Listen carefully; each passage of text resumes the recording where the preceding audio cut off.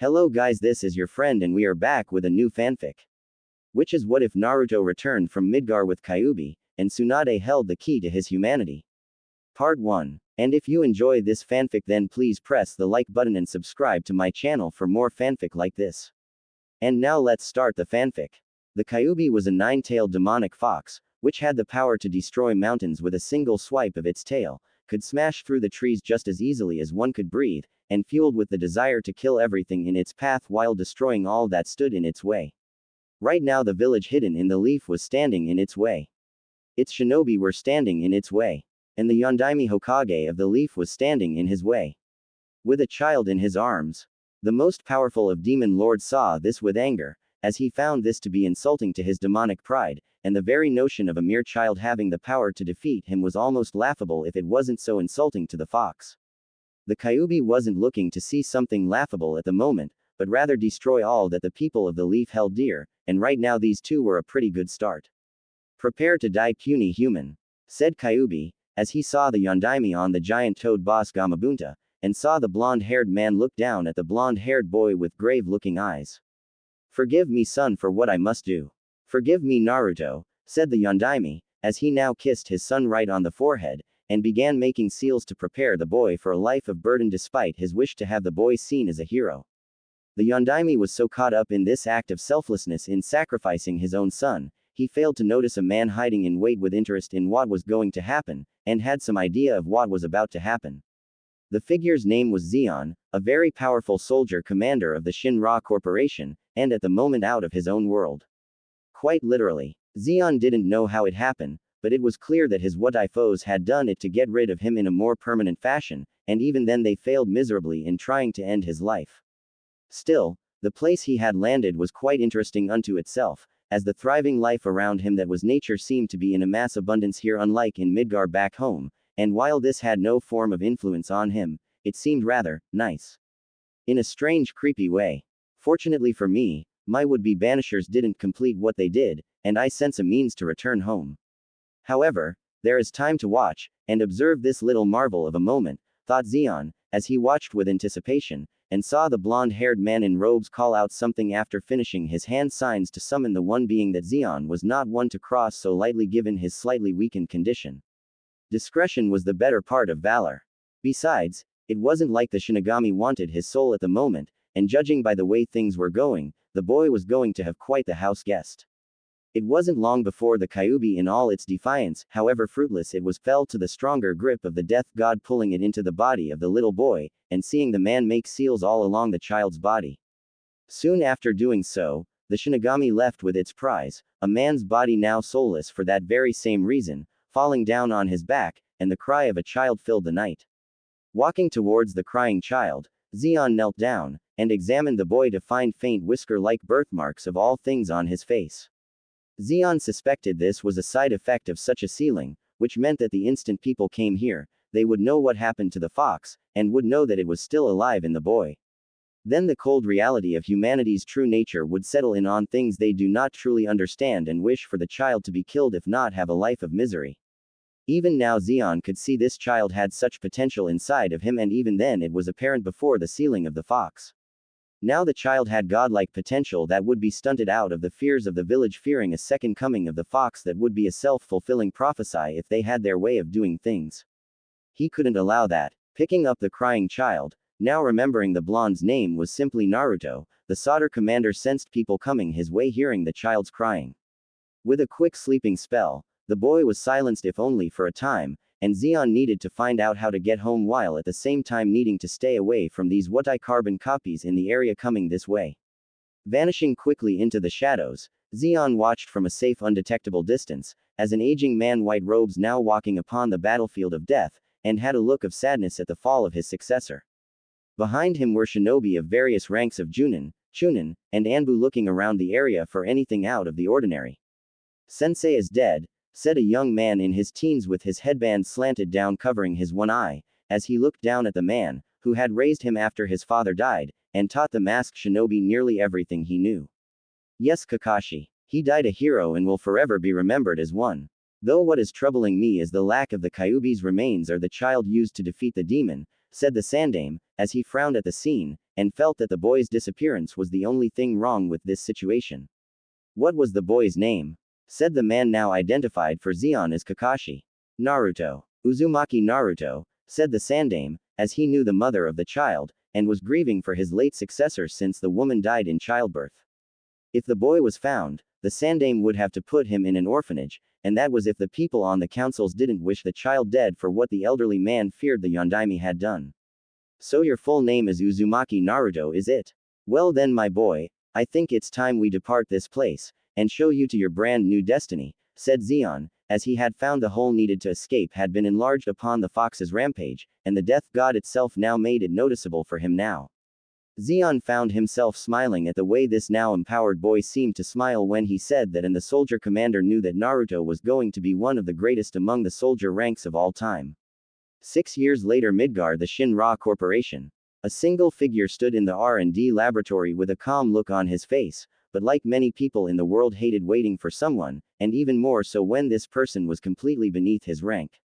This figure was tall, in his early 20s, had white long hair that went past his shoulders, a handsome face that made women swoon if not faint at the sight of him, and had powerful eyes that spoke of being a master of the battlefield. The man was Commander Sephiroth of Soldier under the employment of the Shinra Corporation. His predecessor, Commander Zeon, had passed away some 3 years prior, and in doing so gave the title of Commander to Sephiroth with all the privileges that came with it. Along with those privileges, were all the dirty secrets Zeon may have had, but for the deceased warrior of Soldier there were none to be found, which is why Sephiroth was wondering what it was that the twisted scientist Dr. Hojo had secretly contacted him for, and what it had to do with Commander Zeon's past. Commander Sephiroth, how good of you to show up at my lab on such short notice, said Hoji, as the man greeted the soldier commander with an eerie smile, and for some reason was not affected by hard stare the swordsman was giving the scientist. This better be of some importance to Soldier Dr. Hojo, or I will find someone to take your place regardless if they lack the expertise you do for creating your test subjects, said Sephiroth, as he meant it, and he knew that Dr. Hojo knew this too from the sudden pause in the man's face before it went back to smiling. Of course it is. Why would I ask you to come down here aside from the offbeat chance of forfeiting my life? Please follow me, said Dr. Hojo, as he led Sephiroth through his lab of experiments, test subjects, lab rats, etc. Your message mentioned this had something to do with the late Commander Zeon and the attempt to remove him from Midgar by the Wutai, said Sephiroth, as he had read the report, but nothing ever came of it to suspect Zeon had done anything wrong, and that the place he was sent to was nothing to be concerned about. Yes. Since you took over for the man after his death 3 years ago, I felt I should inform you of something that was left out intentionally in his report, and told me to keep it a secret until now when it would be ready for you, said Dr. Hojo, as he opened the door to what he believed resided his greatest experiment to date, and his most profound project given to him by the late Commander Zeon. You sound quite proud of this little project of yours, Dr. Hojo. For your sake, it better be, or my blade will taste your blood, said Sephiroth, as this was not the first time he had threatened the man, and if things went well it would not be the last. Oh, I am quite proud of this test subject, Commander. Behold, my experiment in all his glory, and the greatness that I have done, said Dr. Hojo, as he revealed a boy in a tube floating in liquid, a breathing mask on his face, nutritional IVs were connected to his body, and electronic goggles that were downloading information into the boy's brain. You brought me down here, for this, said Sephiroth, as he was clearly unimpressed at the sight of this boy, and wondered if Dr. Hojo had finally succumbed to that of certain unnatural desires outside of making experiments. This is not just any ordinary boy, Commander Sephiroth. This boy was brought here by your predecessor after he witnessed the child being used to seal away a high-level spirit that in the hands of Shinra will be able to one day surpass even you. It was kept secret up until this point because what I would have learned of it before trying to infiltrate is to free the boy or kill him to make sure his progress never made it this far. The boy had been absorbing information at an astonishing rate, his power is incredible even without the beast sealed inside of him, and in the years to come will be unstoppable, said Dr. Hojo, as he looked ready to go into a mad scientist moment of laughter, and probably would have if the soldier commander wasn't there in the room with him. Perhaps, but I sense there is still some kind of flaw you have yet to remove from the child's person, and that is why I am here at your request, said Sephiroth, as he saw Dr. Hojo nod, and looked down in shame at not being able to stamp out the preverbal weakness out of the boy. Regretfully, yes. My test subject of a specimen has had no form of interaction with the outside world. I do not know how he will interact with people or if he even can for that matter without the chance of him doing something that will be frowned upon by the Shinra higher-ups. Since the specimen is supposed to be an agent of war, I thought the only one to teach him how to interact properly with those around him would be you, and to further develop his skills for battle, said Dr. Hojo, as he saw Sephiroth look at him, and then at the boy floating in liquid. Has the experiment gone under the necessary injections? Said Sephiroth, as he referred to the Mako, and the seemingly mad yet still sane scientist nodded. Of course. I have done little to nothing that would hinder the growth of my most prized specimen, said Dr. Hojo, as he motioned for Sephiroth to follow him to a recording of the battle simulation recordings that had been saved show proof in the potential this child held. I see. These results are most impressive. When you are done with him being here, call for me again, and I will take him out of here to begin his necessary training, said Sephiroth, as he found himself looking at the boy, and what could only be considered a student in the art of battle in his eyes. Soon the name Uzumaki Naruto would be just as infamous as the name Sephiroth. 2 months later, Naruto had begun his training under Sephiroth without question, as he understood that the chain of command had changed from Dr. Hojo to the soldier commander to further his development, and that was the end of it in the mind of the 6-year-old. He was trained for the single purpose of ending the lives of others on the command of others with higher authority in the chain of command he was taught to follow. As Naruto learned to fight under Sephiroth, the boy had learned what weapon he preferred above all others, which strangely enough was that of a sword almost similar to that of Commander Sephiroth, and even the name of it Muramasa held a sense of kinship to Sephiroth's own Masamune. Within the 2 months of having the blade, Naruto took to swordsmanship like a fish did water, and proved to Sephiroth that Dr. Hojo's suspicions of the boy were indeed true. The vessel of the Kyuubi, which Dr. Hojo had told Sephiroth was a giant 9-tailed fox that Commander Zeon had seen that day 6 years ago, was indeed proving to be a great fighter, and was learning to interact with others one person at a time. Though many silently felt uneasy around the child than anything. While Sephiroth himself was cold with a hint of sliver humanity in him, the child he was training to one day surpass him was without so much as that, and felt that this was one experiment that Dr. Hojo could not top if it was a success. Though Naruto himself had at one point wondered if he would if not could surpass the soldier commander, as he had seen the man slice through an entire building with one strike before it fell to pieces, and the boy's mind computed it would take many years of training if not intense battles to be on equal footing of his teacher. Killing was another thing too that the boy thrived in, as Naruto had no problems with it due to Dr. Hojo's influence, and Sephiroth commanding him to take the life of people around him. By either magic or sword, Naruto was able to take life without guilt, and was gradually building up his kill count. 2 years later. Why must we retrieve this person? His personality file indicates he is a disgrace to the way of soldier, said Kyuubi inside of Naruto, as he like Naruto had been molded by the Mako injected into the boy, and lost all sense of his previous self to this new path before him inside the child. The boy had long since been aware of Kyuubi inside of his body since he was 3 years old, with the demon fox curious as to how he got sealed into the boy, but as it stood soon after their meeting, the demonic animal knew working together with his vessel was better than the opposite, and aided the boy in his training. Simple. We are doing this simply because we were ordered to retrieve this person before he does something stupid in this place that would embarrass Shinra, thought Naruto, as he sighed at being in this section of Midgar, and at the local tavern named Safe Haven, where people went to relax after a hard day on the job. Come on, you chumps. Come on and face the great soldier of Shinra that is Zack Fair, said Zack, as he knocked a drunken man down already for taking up the challenge, and commanded some other patrons of the bar to try their luck. Let's get the asshole, said one of the drunken guys at the bar, as he charged with a few others at Zack, but before they could even get close, Naruto appeared in between them, and began crippling the fools with skilled precision. Granted, a sword could have been even more effective, but Naruto thought that would be called overkill, and knew when to hurt someone to ending their life. Zack Fair, you are to come with me, said Naruto, as he turned his attention to Zack, and the young man looked at him like he was something out of a cheap monster movie. Why should I go with you? You're just a kid, said Zack, as he had never seen the kid before, and wondered if someone from Soldier was playing some kind of prank on him. Because Commander Sephiroth wishes it so, said Naruto, as he saw Zack look at him in shock and disbelief at the fact the Master of Disaster himself sent this kid to get him. He did, said Zack, as he would have still suspected this to be a joke, but the eyes the kid had of a soulless individual made him think otherwise, and the way Naruto took out those drunks proved the kid had the moves of a first-class soldier. Yes. The condition you were in upon being brought before him was not specified. If you refuse, I will resort to more ruthless tactics to get you to comply, and bring you to him less than 100% healthy, said Naruto, as he saw Zack shiver, and if Naruto knew how to smile, he would. Okay, I yield to your reasoning. Just take me to him, said Zack, as he didn't want to deal with this kid if he was as good as he sensed the boy was, and it wouldn't help with the ladies if he got his handed to him by an 8-year-old kid.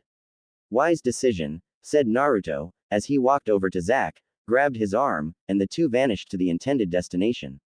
1 year later, some distant battlefield. Why are we here again? Said Zack, as he hated this sweltering heat, and wondered how the two first-class soldiers in front of him could not be affected by this summer heat wave. There are a group of Wutai forces amassing here. Our contact is going to meet up with us before we kill them all, said Naruto, as he answered Zack's question for the 13th time, and had the boy been impatient as the womanizer, he would have gutted the man to remove the annoyance. When Naruto brought Zack before Sephiroth, the soldier commander was looking at the man's file, and saw the pros that came with having Zack part of soldier. It also showed the cons, which nearly equaled that many pros, but the cons Zack had could be countered with intense discipline if applied on the man. It was also cheaper than removing and replacing him. So rather than spend a good deal of time removing Zack altogether, waste resources in training the replacement for the second-class soldier, it was decided by the powers that be to simply administer the discipline, and Soldier Commander Sephiroth was the one to administer it. Now Zack wasn't weak at all, being the rank he was when Sephiroth became as instructor in the ways of discipline, but he might as well have been when the Soldier Commander trained him, and when the legendary warrior didn't. Naruto did. In Zack's mind, those two were the most twisted sadists ever born, and wondered what he had done to deserve such hellish training. Maybe he shouldn't have destroyed that chain letter after all. On the plus side, Zack's Torta training allowed him to advance up to first class, and send him into more battles against the Wutai. As things were regarding the war, Naruto was earning his title with ruthless efficiency alongside Sephiroth, as his kill record now was in the thousands, and while nowhere near as high as the Soldier Commander's own, it was impressive for a 9-year-old. Scary too. Who is our contact out here? Said Zack, as he wasn't told the name of the man, and felt the whole need-to-know basis crap was just crap. His name is Cloud Strife, a second-class soldier, but shows promise in being a first-class soldier all the same, and will most likely be promoted upon return to Midgar, said Naruto, as he had read man's file, and was pleased to know there was someone else in the world that had the same type of blonde spiky hair as him. Well, hopefully this Cloud guy has a sense of humor like me. Not like you, kid. I mean honestly, when I said, bite me, I didn't mean for you to actually bite me, and at least then not with the intent of taking my whole arm off. Said Zack, as he seriously needed to teach Naruto the point of understanding humor, and not to literally do something that wasn't supposed to be taken seriously. It seemed the most logical choice in order to hurt you and effectively cripple you using my teeth, said Naruto, as his teeth had been enhanced by Kyuubi with them reaching a kind of feral appearance, and could be used like his sword or mana with deadly precision that a true warrior of the battlefield would come to understand. Okay. Note to self. Teach Naruto about humor and when to act on it, thought Zack, as they walked through the forestation, and soon heard the sounds of fighting. It seems our contact is being attacked, said Naruto, as he went to investigate the matter with his Nodashi class sword appearing in his hand, and Sephiroth right behind him with a small smile on his face. Naruto is doing exactly what Dr. Hojo said he would do, thought Sephiroth, as he had been told by Dr. Hojo early on that Naruto would show traits that would become filled with bloodlust, but was able to channel it, and would not let it overpower his being to put him in a blind rage. Dr. Hojo also theorized to Sephiroth that this Kyuubi for its original intended purposes of causing destruction was assisting Naruto, to ensure its vessel would continue to live, and grow strong enough to destroy any enemy that stood against him. It was in a way the two living as one, acting as one, and almost thinking as one with a few difference on several occasions in the choice of tactics. However, the fox did not hate Naruto for the occasional differences when it came to fighting, which would have been different some 9 years ago before being sealed in the child, and instead learned from the boy just as the boy learned from the fox. Ah crap. Well, at least this won't be boring, thought Zack, as he ran after the two, and soon found himself in the middle of an all-out slaughter. Cloud's strife was indeed strong, like his file read, as he along with his entire squad had been ambushed by the largest force of Wutai forces ever assembled to fight against a squad of soldiers, and while he himself was able to hold his own. His squad was not so fortunate. It was supposed to be a simple recon mission, which would require getting close to the enemy before reporting back to his superiors about what his squad saw, and hopefully go to the nearest bar for a drink. Then this happened, as the Wutai had apparently sensed their mana signature, and had used hand signs to secretly coordinate to surround them all. Now here Cloud was fighting for his life, as he killed one Wutai after another, and was finding the number of enemies to slowly overpowering. He needed a miracle right about now. Faraga, said Naruto, as he shot a blast of fire straight at a group of Wutai that were about to flank Cloud, and destroyed them in an instant. What the hell was that? Thought Cloud, as he saw the boy walking towards him, and the Wutai forces did the same, only they took several steps back when they saw the person behind the boy that they knew all too well. Damn, no matter how many times I see him do that, I can't believe Naruto is the one who caused it, said Zack, as he got ready for a fight, and saw the Wutai look at them with a more nervous look in their eyes, since they knew that quality surpassed quantity any day. This was that day. Wutai knew perfectly well of Naruto's exploits for Midgar, as the boy had killed many of their kin during the war, and like Sephiroth was not one you fight alone or even in a group the size of theirs. Not only that, but Sephiroth himself was here with the boy, and made the chance for victory in this battle shift in the favor of Soldier. Kill them all, Naruto. Show me just how much your skills have improved since I first started training you, said Sephiroth, as he had taken the invisible leash of his student, and let Naruto do what needed to be done. Yes, Commander Sephiroth, said Naruto, as burst forward using his slowly growing ability to fly slightly in the air before gliding along the ground at the moment, since he was still young, and his wings had yet to gain the strength needed for full-fledged fight. By this point, the Wutai forces began to flee back to much safer territory within Wutai, but even when they did, Naruto was able to cut through a good portion of them with his sword. Those he missed, Naruto pursued through the trees, shooting spell after spell at his Wutai foes while picking them off one by one until he was down to one final, and elusive Wutai with his clothes indicating he was of a distinguished rank. Be wary of this one. He has the means to hurt you and possibly dispose of a piece of your body if you do not take him seriously, said Kyuubi, as he had been watching this high-ranked Wutai avoid Naruto for some time, and that was no easy task unto itself. Naruto silently nodded in agreement, as he had been on the receiving end of many attacks by Wutai assassins during the war, and had come close to meeting his end because of such attacks. Fortunately, Naruto had, like any real strategist, brushed up on the history of his enemy that Shinra had on file, and the attacks they used to fight against the might of Soldier. By knowing what types of techniques his Wutai attackers were capable of using, Naruto was able to devise a counter to them at the last moment with his own spells, and prevent his demise. Naruto's prey soon stopped at a nearby cliff, which revealed a river that was some 60 feet down, and the other side past the river was too far away for the Wutai warrior to jump. Turning around, the high-ranked Wutai looked at Naruto with burning hatred, since he had seen the boy slay several of his dear friends, and had to tell their families of how they lost their loved ones because of this mindless animal had done the deed, and held no guilt in ending their lives. You made it this far, Wutai. Your skills are indeed equivalent to your rank. Though this is where your time in this world ends, said Naruto, as he prepared to slice through his foe, and return to Commander Sephiroth victorious. The mistake is yours, you freak of nature. All creation, said the Wutai ninja, as he was surrounded by energy, and attacked Naruto with a powerful beam of energy. Barrier, said Naruto, as he called upon his defense to protect himself, which was in the form of a crystallized shield, and took the attack the Wutai shot at him before redirecting it back at the surprised man. The Wutai ninja died quickly from his own attack, and his ashes blew instantly into the wind, with Naruto watching them fly away without so much as a feeling of guilt. Why should he? It wasn't like there was a reason to feel such an emotion. Dr. Hojo thought him having feelings about anything at all was a form of malfunction on Naruto's part in being a cold, ruthless killing machine, and told the boy there was no room for it. Turning around, Naruto left the area to go meet up with his commander, and learn more about what one Cloud Strife had learned during his mission before being ambushed. Undisclosed location 2 years later. We must do something about Commander Sephiroth and his apprentice Uzumaki Naruto before it's too late. The boy is clearly showing the potential necessary to one day surpass the soldier commander and has helped Shinra kill the planet further, said a former high-ranked member of the Wutai court, now a member of AVALANCH, as he was a man in his late 30s, had a mustache, and a scar over his one eye. It seemed like only yesterday that Wutai was a country, which respected the land, and its people only took what was needed without taking it for granted. However, the might of Shinra, its prized soldier units, and its prized commander plus apprentice had paved the way for Wutai to finally fall.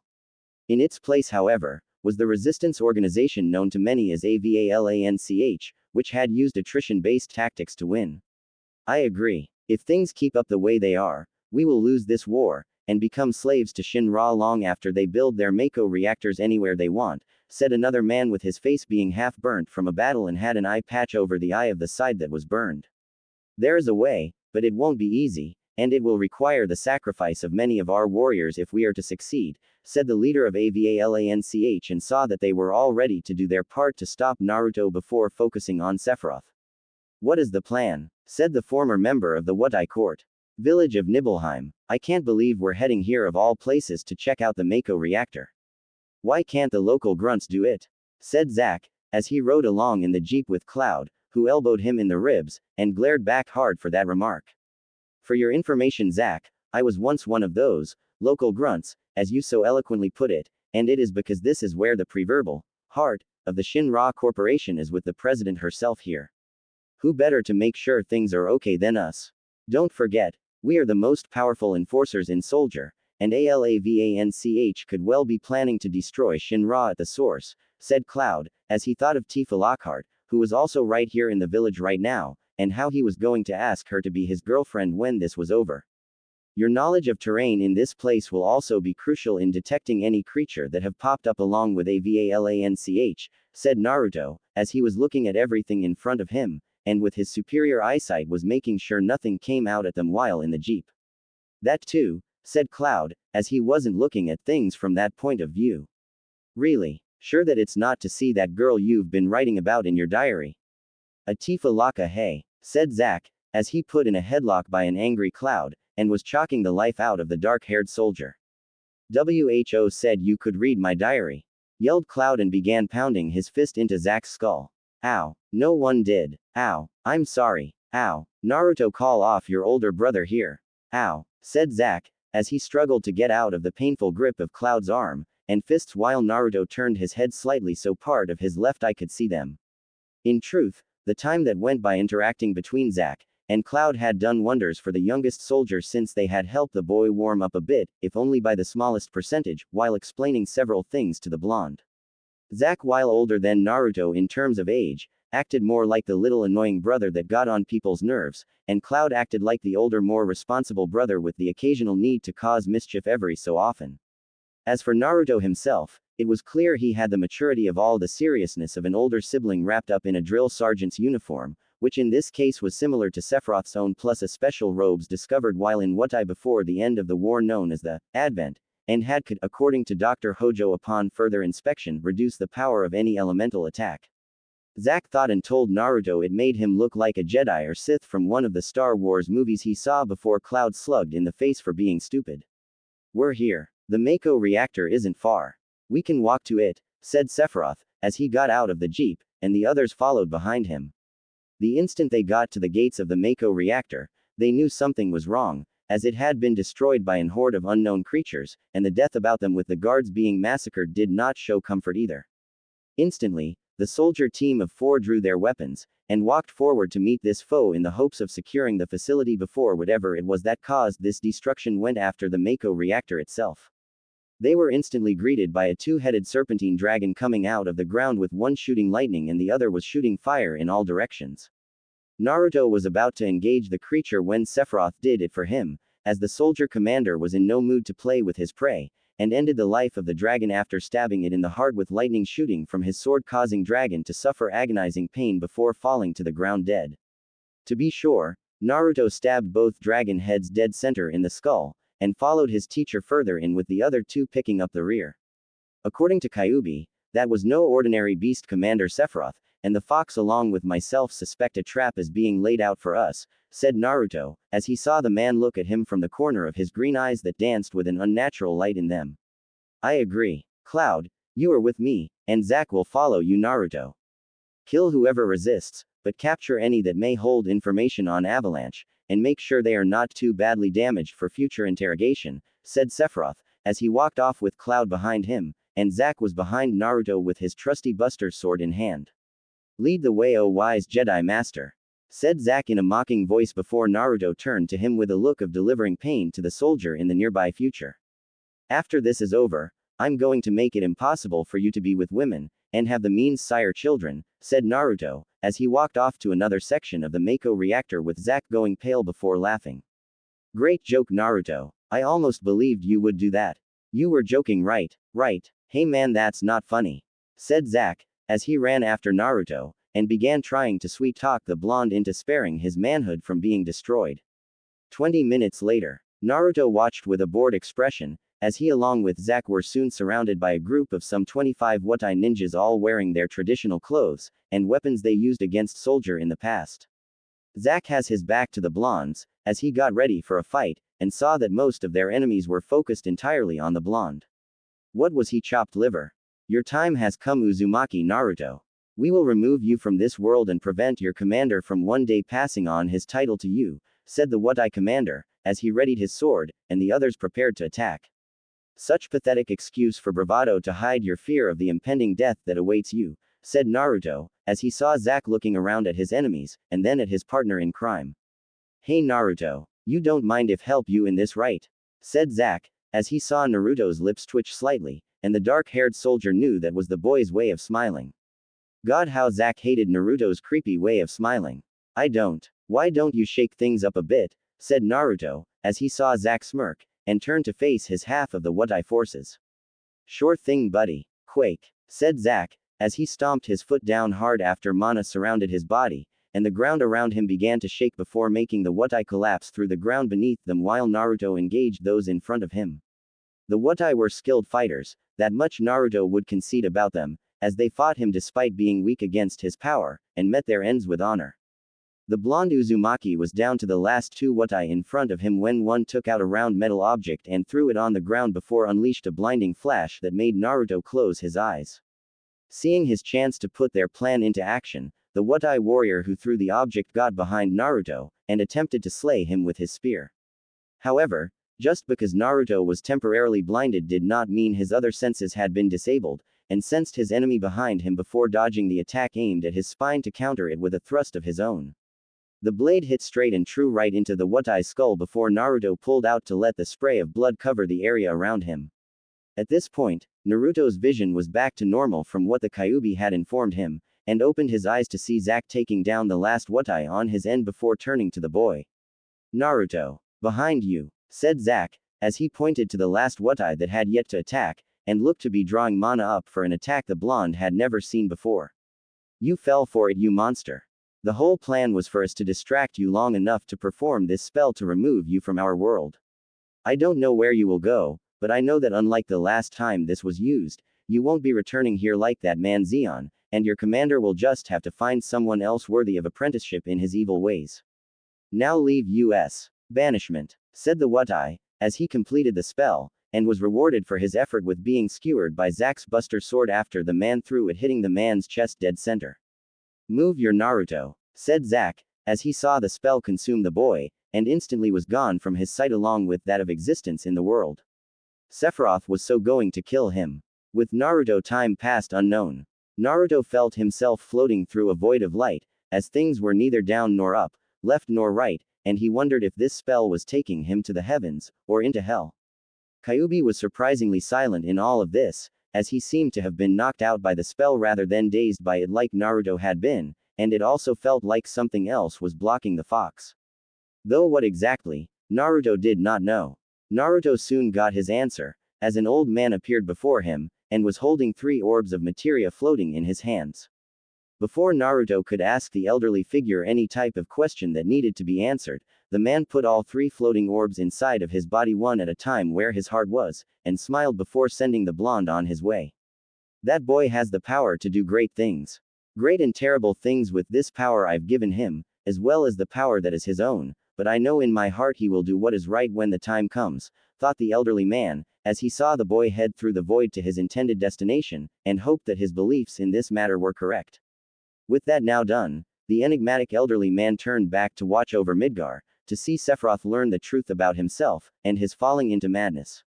Unknown moment in time, Naruto had seen only blackness shortly after that encounter with the strange old man right before he finally awoke from it, as if awakening from a dream, and saw himself lying face down on a bench in some vegetative area. His sword Muramasa was lying on the ground, but a few feet away, and Naruto felt drained from the experience for some reason that was beyond him. Kyuubi was still with Naruto from what he could sense inside of himself, but was silent at the moment from intense ordeal the banishment spell put on him, and knew it would be a while before the fox awoke to speak again. From what Naruto remembered of such a spell being used, only the late Commander Zeon had been hit by it, and had come back to Midgar due to the spell being in complete stage of development. Though where Zeon was taken at the time, Naruto did not know nor was he told, but it was because of the late soldier commander that the blonde was made into what he was now, and had become Sephiroth's apprentice. Or was it former apprentice now? Naruto realized at the moment of sitting up from the bench, that he was in fact without a master, commander to call his own, and was free to do whatever it was he wanted. But the real question was, what should he do now? He could freelance and be a mercenary. Provided of course, his skills were still up to par before he was sent here, and could still use mana like before. Picking up his sword before dispelling it back to the nether realm, Naruto headed toward the strongest source of mana in this place hoping to find answers, and hoped to Gaia that they spoke his language. It was time to see what this world had to offer. Hokage Tower Hokage's office. Sarutobi Hiruzen, also known as the Sandaime Hokage, let out a heavy sigh at the ever-growing mountain of paperwork in front of him, and part of him wished he could name a successor to his title soon. With the fall of Kyuubi, things have slowly been going downhill in the Leaf, as the incident with Kumo a few years after, which resulted in the loss of Hyuga branch member Hazashi that created a rift within the clan, and then there was the failed attempt to wipe out all of the Uchiha clan by one of its very own members, with the little brother of the man responsible for the slaying being the only survivor. I should have let the Shinigami take me instead of the Yondaime. At least then he could deal with all the damn paperwork, thought the Sandaime, as he leaned back in his chair, and let out a heavy yawn before opening his eyes afterwards to see the amount having tripled in that moment. The Sandaime's eyebrow twitched angrily. Oh yeah, Hiruzen was going to hurt the Yondaime for this when he finally died, and making the blonde baka know just how much he hated paperwork. Hey, you can't go in there. Someone stop him, said one of the guards outside before the sound of a scuffling was heard, the sound of bones being broken, and the door getting knocked off its hinges when one of the Anbu guards outside slammed into it. The Sandaime got up from his desk, narrowing his eyes, as he prepared for a fight, and was shocked to find a boy barely over the age of 11 years walking into his office. Was someone seriously messing with him, or did the Sandaime need to up his medication again? You are the leader of this village, are you not? Said Naruto, as he looked at the old man with calculating blue eyes that swelled with unnaturally green light from the power of Mako. I am. Who are you? Judging from how you defeated my Anbu, you are very strong, and yet you didn't come here merely try in the attempt in ending my life, said the Sandaime, as he felt uneasy when staring into those eyes, and decided to sit down to show he was willing to speak to the boy before doing anything drastic. Besides, it got him out of paperwork, and anything is better than that. I will tell you, provided what is spoken here, stays here within this room, and you assist me while I am in this world, said Naruto, as he saw the Sandaime narrow his eyes at his choice of words, and sensed the man was suspicious of him because of it. That can be arranged. Do please sit down and we can begin, said the Sandaime, as he waved off the shinobi that came into the room, and waited for them to fix the door before looking at Naruto to tell him everything. Konoha. Some time later, Naruto walked into his new home of the apartment the Sandaime had given him, as he had become the Hokage's secret weapon, though the old man said partner, and would be given special top-secret missions that would be for the good of Konoha. Naruto of course had accepted, which happened after some form of negotiation was done to ensure that both parties benefited from such a deal. Naruto of course would be paid handsomely for completing his missions, which he would do solo to keep as many higher-ups within the village in the dark about his existence, and would keep whatever bounties he got from missing nins he killed. It was the same for enemy shinobi from other countries too. In addition, Naruto was given access to the Sandaime's library to learn about the world he was in, and the techniques these, shinobi, in this world use called jutsus, to further help survive in the world. Knowledge was indeed power. The Sandaime was in possession of the knowledge that Naruto had told him, though the old man knew there was more to it than Naruto being a soldier from another world via another dimension named Midgar, and he knew better than to force it. The old Hokage had decided to let the boy keep a few secrets to himself at the moment since asking too much of the blonde could backfire. Still, the Sandaime knew more than Naruto suspected, as the name of the boy was enough for the old man to realize who this child was, and decided to also let that knowledge stay with him. After the Yondaime gave his life years ago, the councils had been quite adamant to know what happened to the Kyuubi, as they had been told that the fox had been sealed away in a child, and there were some people among the councils who believed the child did not die with the fox. Fortunately, there was no proof to back up such empty, at the time, fears aside from the supposed cries of an infant in the area that night, and after finding no child in the area, it was believed that the cries were people's ears playing tricks on them. This world is in for a big surprise when it is introduced to the new angel of death, said Naruto more to himself than the Kyuubi, as he walked around his apartment home, and found the bedroom before sitting down in it to sleep. Naruto was currently sitting on the head of the Yondaime that was one of 4 heads that was the Hokage monument in deep meditation. The now former soldier of Midgar found himself a year into his life within Konoha, and already his life was getting pretty interesting. The young blonde had kept to the shadows, as he originally planned to do while staying in the Leaf, and at the request of the Hokage examined the academy to see what he thought of their shinobi training. Naruto spent one day watching the kids around his age, training, and instantly reported to the Hokage then next day stating he was unimpressed. Naruto had always been one to be analytical in his work, whether it was on the battlefield or reading people through the advancements of psychology that very few could even comprehend. As for the academy itself, it was going through the basics of things that children need to know growing up, and that was fine to learn. However, as the years progressed, Naruto saw that the teachers seemed to pamper the kids, telling them the history of the Leaf, and some other minor things about being a shinobi. They didn't specify what it meant to go into enemy territory to complete a mission and to possibly be captured by the enemy that would try to break them in various ways to get them to talk. The academy covered the basics for genin, which was easy enough to learn in the blonde's mind, and then expect the Junin to pick up the slack later on. The only Junin capable of that, it seemed, was some weird guy in green spandex shouting on about flames of youth, and even then that was a sight Naruto didn't need to see. However, what really upset Naruto, if he even could express it the most, was the Uchiha fangirls that had swarmed the academy, and were trying, as well as failing, to impress the only remaining Uchiha in the Leaf. Naruto had never actually seen a female within the soldier ranks of Midgar, but did not believe them to be the weaker gender, and there were several female Wutai warriors he had encountered in his time to disprove the theory some people still had. In fact, some Wutai women were much stronger than their male counterparts, and clearly showed war was not entirely a man's world. In the Leaf, Naruto found that to be the case too, and yet he wondered why the Sandaime allowed so many weak girls enter the academy. The very attempt at being the future bonded mate of a boy from a high-class clan, who Naruto noticed had shown no interest in them at all, was foolish, and needed to be dealt with soon. Doing your daily ritual, I see, said Kakashi, as he saw the young boy sitting legs crossed in his meditation, and focusing his power through his body. Kakashi had been summoned 2 weeks after Naruto's arrival to the Leaf by the Sandaime to his office in order to inform the son of the White Fang about a potential prodigy that needed to be tested. Kakashi was intrigued at being given such an offer since prodigies within Konoha had so much potential to do things others could not, but at the same time he was concerned that this one would be like the others, and have a lust for power that when they got older became the village's worst enemies.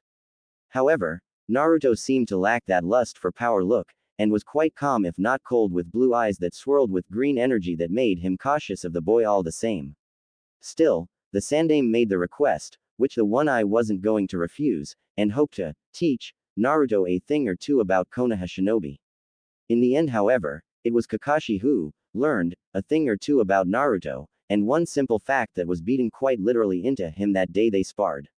Naruto could hurt you. He could hurt you a lot. They had entered a training ground that was restricted mostly to Anbu, but wasn't being used for the day, and decided to have Naruto be tested there. At first, Kakashi was able to keep Naruto at bay since the boy was still young, and lacked the speed the much more experienced Junin had.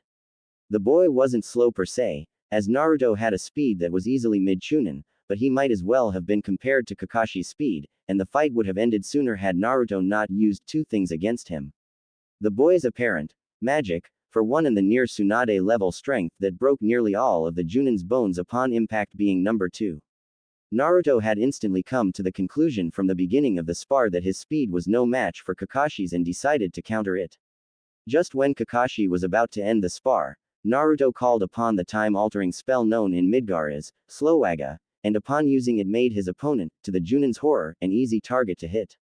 When it was finally over, Naruto was the victor, standing over a body imprint of a crater that Kakashi was currently occupying, and the Junin's one natural eye rolled up in the back of his head. However, to show that he wasn't completely cruel in destroying the now decimated Junin with his fists, Naruto was able to take Kakashi to the hospital, and told them the severity of the man's injuries before leaving. After Kakashi got out of the hospital, which was a full-body cast while in a wheelchair, he spoke to the Sandaime about Naruto's abilities, and how the boy's strength could rival Tsunade's own when hitting something. What was possibly even worse, for the young boy's enemies, was the blonde didn't use chakra at all in doing it. The boy had hit the Junin with muscles that shouldn't even exist within the human body, as far as they knew, and used a time-altering power that made Kakashi move slower than a half-dead turtle. The bottom line that Kakashi gave for the old Sandaime was this: whoever Naruto was employed to would wield a force of nature that had unlimited potential. Quite literally. The old Hokage nearly choked on his pipe at that statement.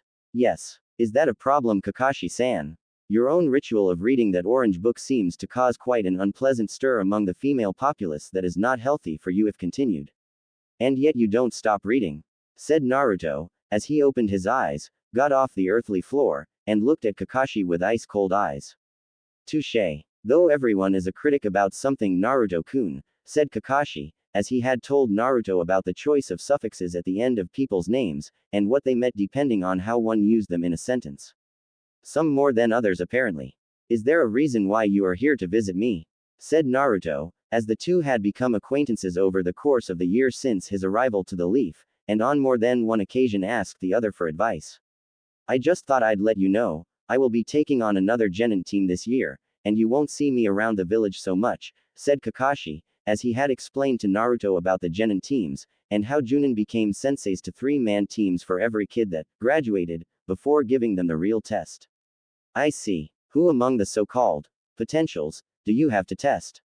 Said Naruto, as he had seen some kids worthy of being shinobi of the Leaf, and were most likely among clan-related families with maybe a few normal kids provided they trained to the point of dying from exhaustion. As usual, the teams are put together with the best, worst, and middle students among the graduates. This year, my team will consist of Uchiha Sasuke, Haruno Sakura, and a boy named Sai, though his last name was never told. The last one is a special case since he was requested into the academy by Danzo, but his grades are not the worst, and the two councils agreed that he should be paired with Sasuke to help the Uchiha get stronger.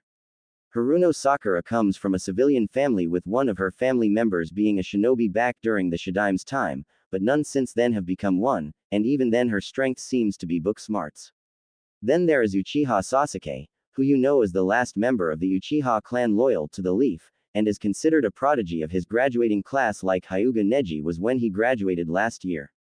In fact, Sasuke won the title, Rookie of the Year, and many feel will bring the Uchiha clan back to its former glory by rebuilding the clan, said Kakashi, as he had told Naruto about Itachi, and how the young man killed his clan a few years ago.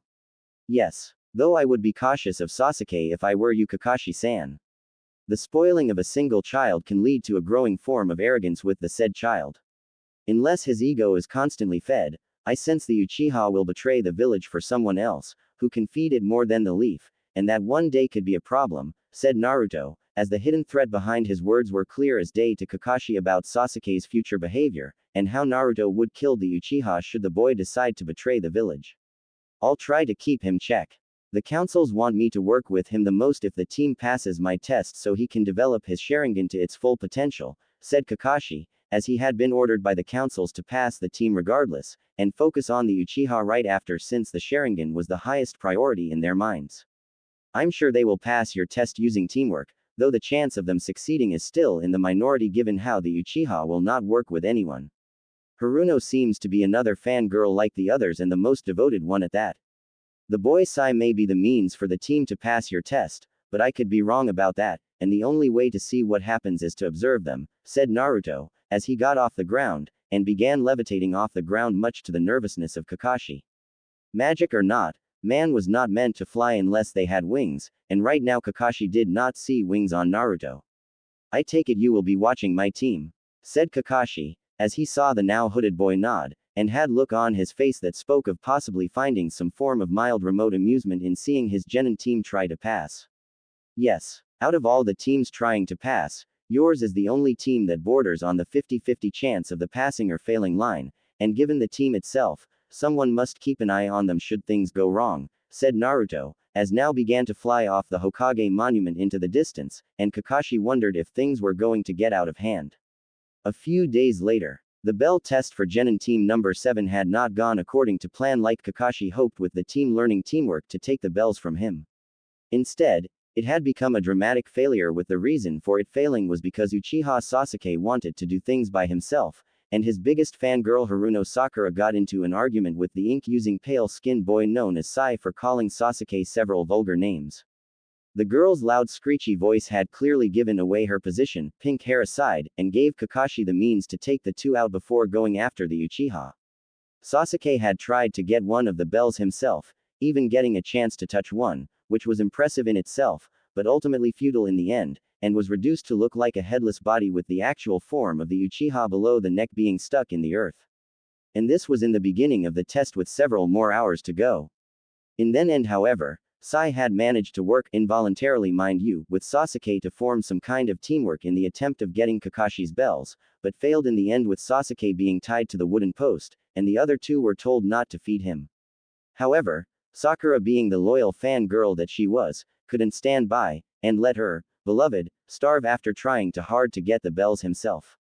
It was ironic that it was Sakura's fangirl-like tendencies, which proved to help Team 7 pass Kakashi's bell test despite the fact that it was clear Sasuke didn't really care about the idea of using teamwork to get stronger, and for the moment just acted like he was listening to it.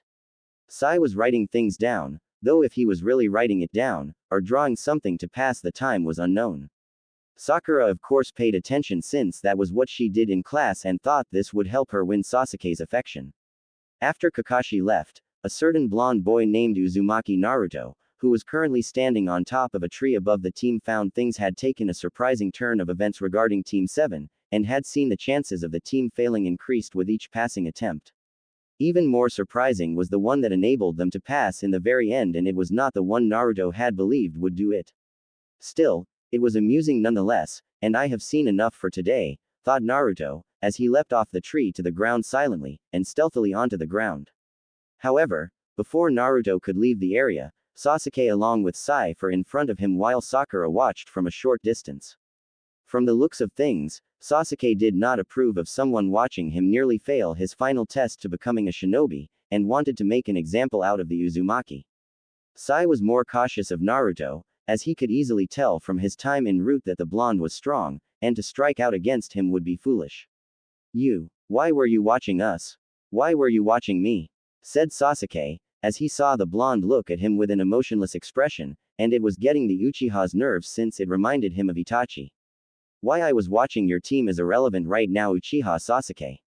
Just ignore me like you everyone else and you won't get hurt, said Naruto, as he turned to leave, and sensed Sasuke's anger rise in him at being thrown away like he was nothing. He wasn't a nothing. He was an Uchiha. Don't you turn your back on me. Fire style. Great fireball jutsu, said Sasuke, as he went through hand signs, and shot a large fireball at Naruto.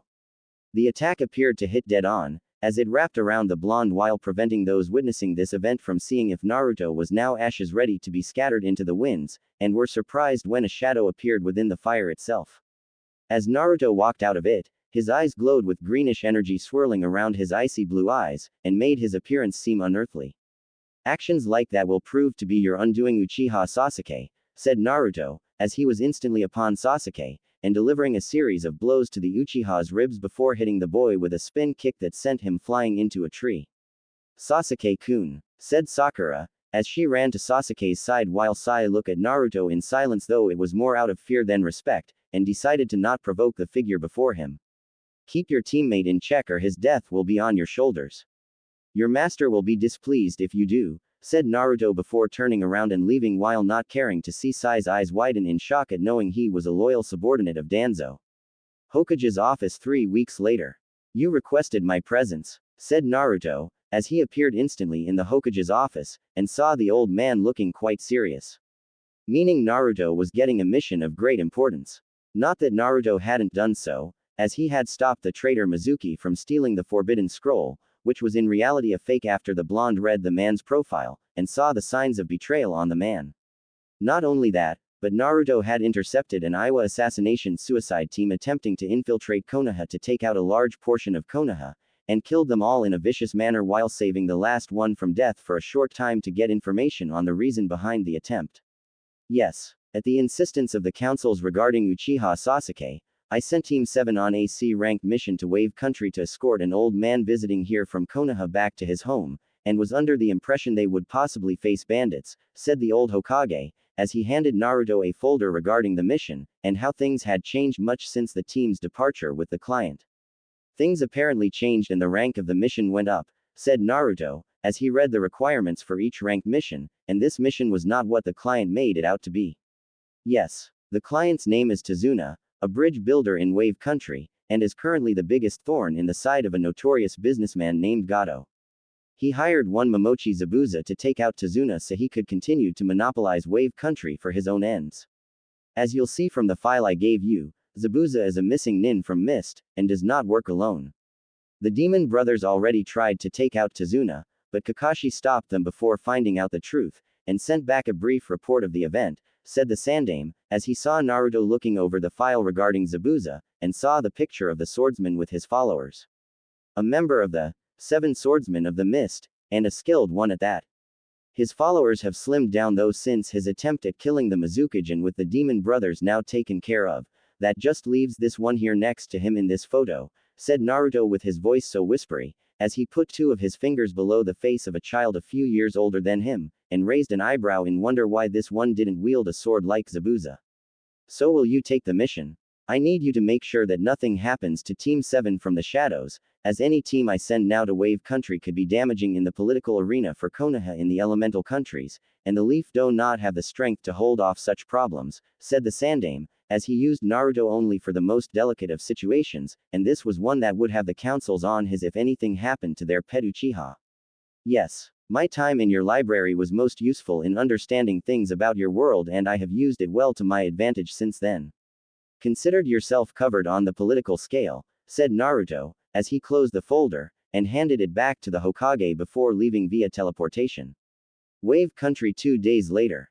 Naruto was floating above the bridge builder's house where Team 7 was staying, as he was able to follow the mana trail the group left behind, and paused when he detected 2 others from the battle that happened shortly upon their arrival. The former soldier had studied the battlefield first before coming to Team 7's current safe haven to determine just what had transpired and was pleased to sense that everyone in the group was alive. He was, however, disturbed to sense that so were the 2 unknown mana signatures, even after the one seemed to fade, and yet the body was taken away from the second person.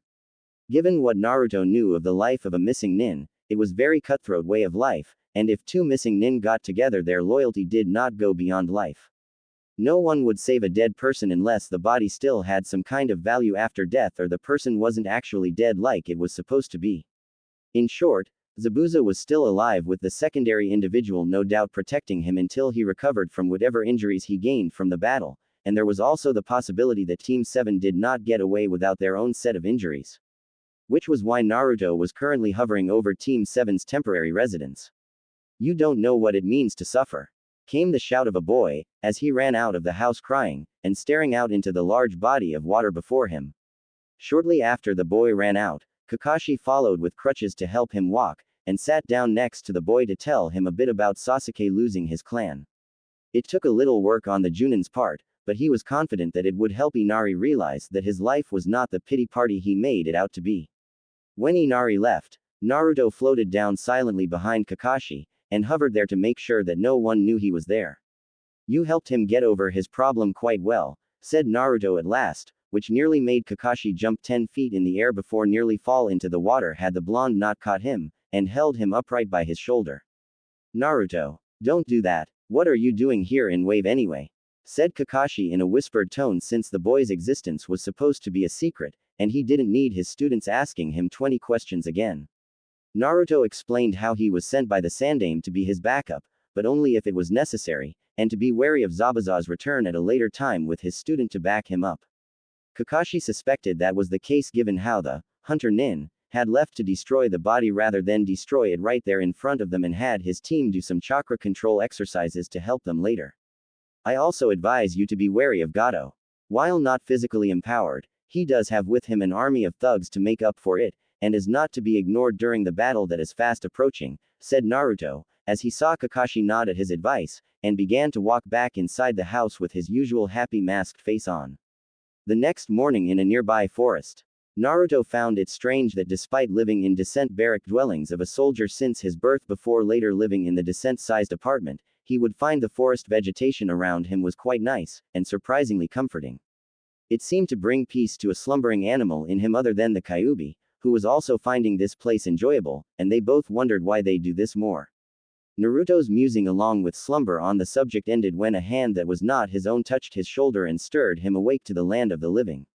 When his eyes opened, Naruto saw a girl a few years older than him with long flowing black hair with brown eyes, and was wearing a pink kimono dress. Hello there. Are you all right? You shouldn't be sleeping out here at night when the temperature drops. You could catch a horrible cold, said the girl, as she smiled at him with a gentle smile, and looked into his eyes. It was then that the girl froze at what the eyes told her about him. Haku had trained with Zabuza since she was a child, as he had taken her away from the land of water, and the hell she had been in trying to survive the conditions there. Haku's biological family was no more after her father learned of the bloodline she carried within from her mother's side of the family, and killed the woman before going after Haku with the help from a mob. By accidentally using her bloodline in a moment of hysterical panic, Haku was able to save herself, and kill her father along with the mob before she met the man that taught her how to be his tool for battle.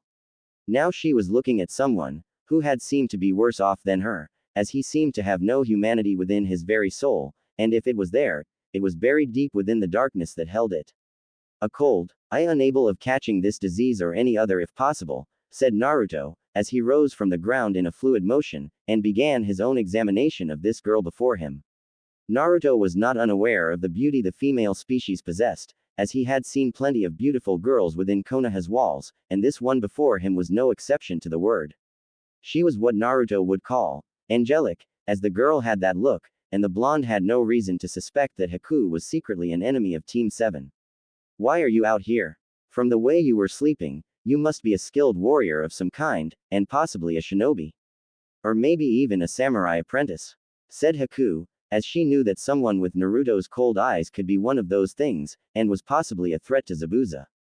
I am neither those things. Merely a wanderer of the elemental countries, who has seen much, and yet still wishes to learn more, said Naruto, as he saw Haku accept his answer, and picked up her basket meant to gather the herbs she needed. That is good. With all the things happening in here in Wave Country, I do not know if things could get any worse, and as threatens to destroy my most precious person, said Haku, as she began walking to a nearby plant that she needed, and put it in her basket. Precious person? I do not know that term, said Naruto, as he frowned at the meaning, and wondered if the Kyuubi knew. The fox, however, decided to remain silent for the moment, and Naruto decided to hear Haku's response. It is someone you care about deeply and would do just about anything to protect him or her from harm.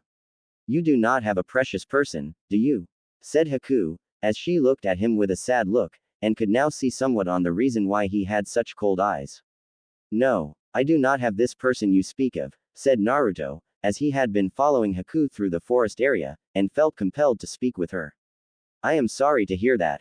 You see, I believe when we fight for someone precious to us, we become truly strong, and become unbeatable, said Haku, as she saw Naruto processing her words, and it still seemed difficult to understand. That is an interesting concept to embrace. What is your name? Said Naruto, as he found the girl's concept of being strong intriguing, and wondered if Sephiroth might consider that concept. My name is Haku. And yours if I may ask? Said Haku, as she looked at Naruto, and he bent down to pick up an herb she had yet to take. My name is Uzumaki Naruto, said Naruto, as he had no reason to hide his name since no one knew where he was residing, and the girl didn't know his current occupation in being Konoha's Black Angel of Death. It was a pleasure speaking with you Naruto-kun. Maybe one day, we can do it again, said Haku, as she smiled at him, and took the herb from his hand before leaving to return to Zabuza. I take it you sensed it. The mana signature she had was identical to the one that was next to Zabuza's own when he battled Team 7 just a few days ago, said Kyuubi, as he finally spoke up, and Naruto nodded since he had done it before she picked up the first herb to use for the man. Yes, she is the one that is with Momochi Zabuza.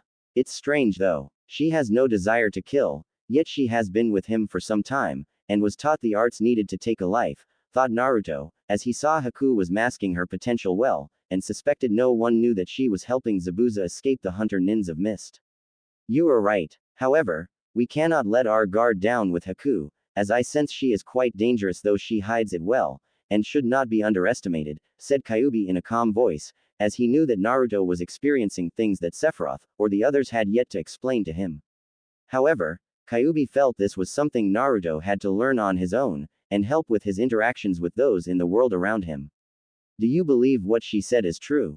That we become truly strong when we fight for our precious person, as she called it? Said Naruto. He saw Kyuubi just give him a blank look, and it was clear the fox didn't know any more on the subject than him. I do not know. However, it is an interesting theory, and you may have to seek Haku out later to test that theory out, said Kyuubi, as he heard the stories in Midgar about parents doing incredible things to save their child's life, and afterwards couldn't duplicate the process unless a similar situation occurred yet again. I know Kyuubi. It's strange though, I could an entire army in a blink of an eye without remorse, but when I think of Haku my hand stops, and it seems wrong to even remotely harm her, thought Naruto, as he did not understand this strange emotion, and wondered if Dr. Hojo had been mistaken in telling him that no one could stop his ability to take life. If that were the case, then why did Haku's presence make him stay his sword? That is something you must learn on your own, Naruto. You will meet Haku again on the battlefield, which is where you gain most of your answers anyway, and you will do so when you confront Haku, said Kyuubi, as he saw Naruto nod, and leave his mind to watch over Team 7. Incomplete bridge several days later. So here we are again, Kakashi. And you brought the brats with you to help save your two. Well, I thought you might, so I brought along my ace in the hole, and decided to have Haku remove them from the equation, said Zabuza, as he grinned behind his bandages, and saw Kakashi narrow his eye at him. Don't get too confident, Zabuza. You fell at my hand before and you'll do so again here, said Kakashi, as got ready to fight Zabuza with his Sharingan eye, and ignored the heavy mist that surrounded the area his opponent was creating. So you think, Kakashi? Ha, Haku, go take care of Kakashi's runts, said Zabuza, as he saw Haku nod, and his masked tool took her fight away from his own. With Naruto. Naruto had watched from above, as two samurai thugs dragged the crying woman known as Tsunami away from her home, and her son Inari soon calling out to her with tears in his eyes. The young boy had changed since Kakashi's talk with him that night, as he had no fear it seemed to die for those he loved, and Naruto wondered if this was an example of Haku's words to him about being truly strong for one's precious person. The samurai looked at the boy for a second before smirking with bloodlust in their eyes, as they would get the chance to test out their swords on the boy, and still please their boss with the woman to do whatever it was Gato would do to her later on. She wasn't ugly, and perhaps Gato could turn the woman into a hooker to make the businessman money while there was still some youth left to drain from it. Prepare to meet that father of yours, kid. Tell him Gato's men sent you, said one of the thugs with an eye patch on one of his eyes, as he readied his sword while his partner held onto the woman so she wouldn't flee, and made her watch the child she brought into this world soon leave it. I'm not afraid of you, said Inari, as he had a butcher's knife in his hands, and held his ground even when his mother pleaded for him to run. The samurai thug just smirked before getting ready to teach the boy a lesson in manners with his sword when two things happened. First, was a flash of light with a voice from out of nowhere saying, "Hold." Before his entire body had suddenly stopping despite his command for it to move, and heard his friend Hold woman calling out to him. Then the second thing that happened was the samurai's partner crying out in pain, as his hand had been taken clean, and giving Tsunami a chance to escape. The woman didn't need to think twice about it. Such cowards you two are. You do not deserve to know the ways of sword, nor should you live a second longer to taint it with your own version. Die, said Naruto in a cold, ruthless, and whispery voice before a new flash appeared between the two killers. Instantly, Naruto appeared between the samurai with his Nodashi-class sword in hand, and seconds later the two servants of Gato had fallen quite literally to pieces. Turning to the two he had just saved, Naruto saw they were more surprised by his arrival than by his actions, and didn't seem to be afraid of him. A strange concept considering who he was and what he had just done. Thank you, said Tsunami, as she held onto her son, and hugged him to further prove to herself he was alive. You are welcome. Now that you two are safe, I must go to the bridge to help the elderly member of your family, said Naruto, as he sensed the battle waging on the bridge, and Haku's mana signature being among those there. You do not have to kill her if you do not want to, Naruto. Unlike before when you were with Soldier, you have a choice now in whose life you spare, and this girl seems like someone who deserves to be spared, said Kyuubi, as he knew his vessel's hesitation in fighting Haku, and that this would decide whether Naruto wanted to be more than what Dr. Hojo had planned for him. We will see, Kyuubi, thought Naruto, as he had a mission to do, and that held priority over his own feelings regarding the girl. Incomplete bridge at the moment. Kakashi was breathing heavily, as made a mental note to actually go have a sparring match with Guy when he got back to the leaf, and looked around in the mist for Zabuza. His Sharingan for the first time in Kakashi's recent memory had failed the Junin, as he could not detect Zabuza due to the climate he was in, and was concerned about his students losing to Zabuza's apprentice. This mist is thicker than last time we fought. He's hiding in it and waiting for me to make a mistake so he can chop me in half with that sword of his, thought Kakashi, as he had to use his other senses to keep up with the demon of the mist, and to make sure his students were in one piece. Sai and Sasuke were currently battling Haku while Sakura stayed with Tazuna in order to make sure Zabuza tried to get near him. However, considering Sakura's lack of skills, the missing nin could easily go after her, and then take care of the client in a single moment. Afraid, Kakashi? You should be. Or rather, you should be afraid for those little students of yours. Haku is the ultimate tool when it comes to fighting, as her bloodline makes her practically unbeatable, and will destroy your brats before their blood runs cold, said Zabuza through the mist, as his laugh echoed through it, and made him impossible to detect in terms of hearing for Kakashi. Damn it. Come on, Kakashi, think. Think, you baka, thought Kakashi, as he closed his eyes, and tried to find Zabuza through the mist by detecting his chakra signature. Then his eyes shot open and Kakashi looked towards the direction where Sakura was with Tazuna. Zabuza was going for the client. Time to get paid, said Zabuza, as he grinned viciously behind his bandages, and was behind Tazuna with his sword arched behind his back to cut the two in half in one fell swoop. Two sounds echoed throughout the area in that moment, with the latter sound drowning out the former. First, was Sakura screaming out at the sight of Zabuza behind her. Clang. Second, was the sound of metal from a sword meeting metal from another sword, and the silent gasp at the presence of the person stopping Zabuza from completing his mission. It was Naruto. The blonde boy had Muramasa pointed down diagonally, his body unmoving, and Zabuza looking at Naruto in pure disbelief that a mere boy younger than Haku was holding off his Zanbato. Naruto was looking back at Zabuza with his cold icy blue eyes, as he was not about to fail his mission at the hands of this missing nin, and needed to take away the swordsman's advantage of the terrain to do it. Dispel, said Naruto, as he used his magic to dispel the hidden mist jutsu, and causing the mist to leave instantly. What kind of jutsu was that? Who are you? Said Zabuza, as he was pushed back by Naruto, and instantly got ready to fight this new threat. My name is Uzumaki Naruto, but you may call me the Black Angel of Death before you die, and cross over to the underworld, said Naruto, as he moved forward, and met Zabuza's sword with his own. It was time to see who was the stronger. Meanwhile, Kakashi was breathing a sigh of relief, as he looked over at the sight of both Sakura with Tazuna getting clear of the sword fighting, and then looked to his right to see the ice mirror dome that surrounded his other two students. Part of him wanted to help Sasuke and Sai, but the problem was Haku knew how to defeat his Sharingan from what Zabuza had told him, and was more than match for both boys. Kakashi-sensei, who is that kid over there? Said Sakura, as she had not seen Naruto since passing Kakashi's test, and had yet to get an answer from her sensei. Someone you don't want to have as your enemy, Sakura, said Kakashi, as he put down his headband over his Sharingan to conserve the last of his chakra, and saw Tazuna's face going pale at seeing something under his bridge. It's Gato's thugs. He's here with an entire army of them, said Tazuna, as he saw a large army of ruthless thugs, and the businessman himself climbing up the end of the bridge that was connected to the mainland of Wave. Kakashi's single eye widened with shock at the news, as he looked over the edge of the bridge to confirm Tazuna's words, and saw they were unhappily a fact. With the mist gone, Gato was most likely under the assumption the main part of the fighting was over, and his thugs were moving in to kill anyone left standing. Oh no, thought Kakashi, as he didn't have the strength to fight off that many thugs, and neither did his students from fighting Haku for so long.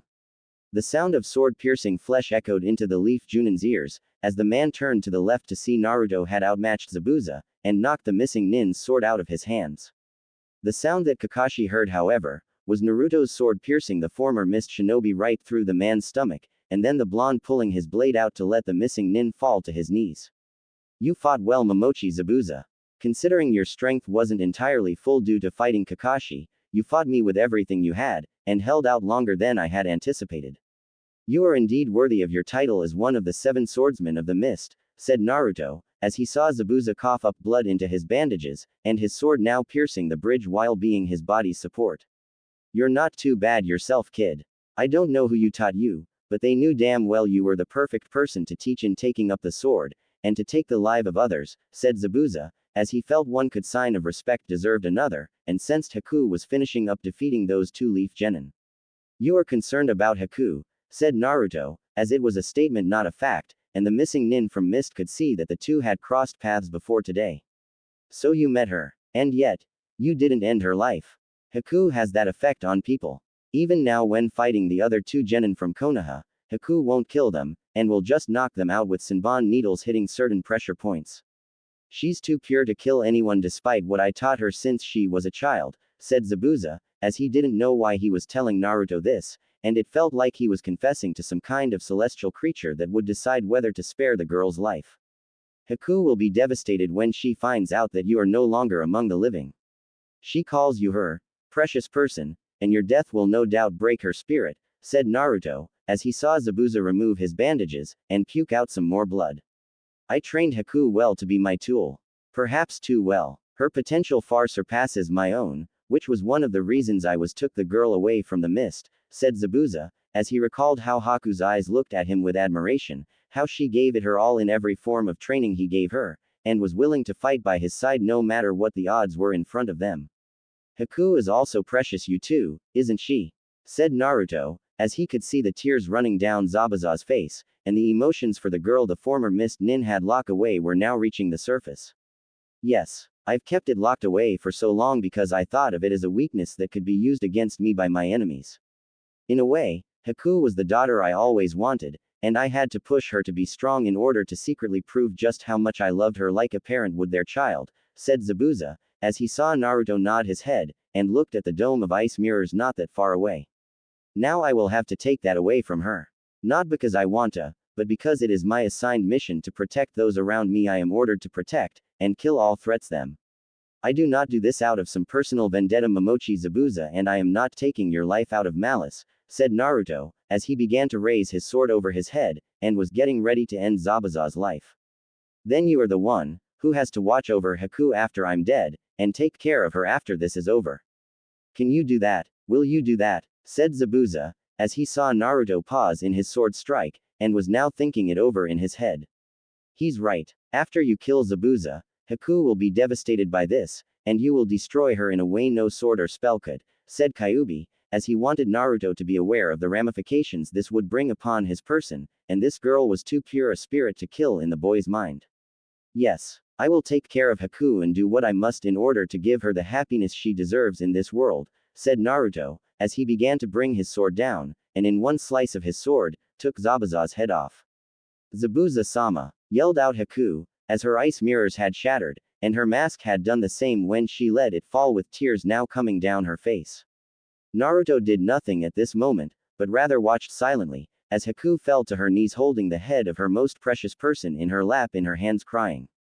The person who had saved her from hell had been lost now forever, and at the hands of the boy she had spared in the forest only a few days ago.